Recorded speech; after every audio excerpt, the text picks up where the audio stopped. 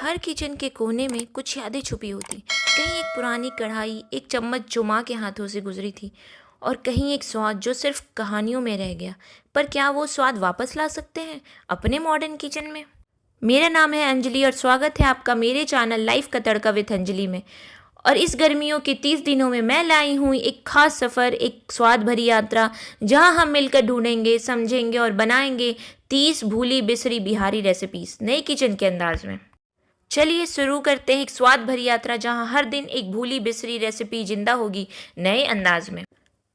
पहला दिन दरभंगा से दाल पूड़ी और चावल वाली खीर, शादियों का शानदार कॉम्बो जहां मिठास और मसाला एक साथ मिलते हैं। फिर आते हैं भोजपुर के गांव जहां बनता है सत्तू का पराठा, एक ऐसा पावर हाउस ब्रेकफास्ट जो हर किसान की पहली पसंद होती थी।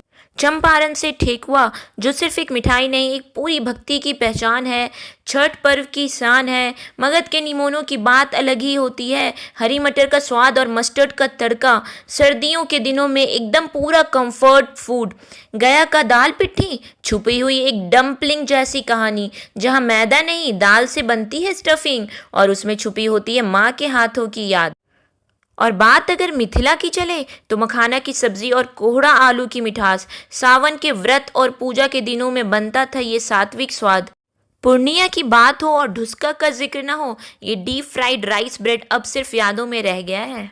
ये सिर्फ एक रेसिपीज नहीं है, ये हर डिस्ट्रिक्ट का अपना एक खजाना है जो हमें जोड़ता है हमारी मिट्टी, परंपरा और परिवार से।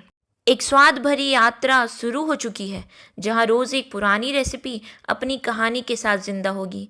ये सफ़र है सिर्फ कुकिंग का नहीं, ये एक जज्बा है अपनी मिट्टी से जुड़ने का, अपने विरासत को समझने का और उन स्वादों को दोबारा जीने का जो कभी चूल्हा पर बनता था आज इंडक्शन पे बनता है, पर दिल से वही है। तो चलिए जुड़ते हैं इस 30 दिनों की खास यात्रा में। रोज़ एक नई रेसिपी, रोज़ एक नई कहानी, एक स्वाद जो सिर्फ बिहार का नहीं हम सबका है।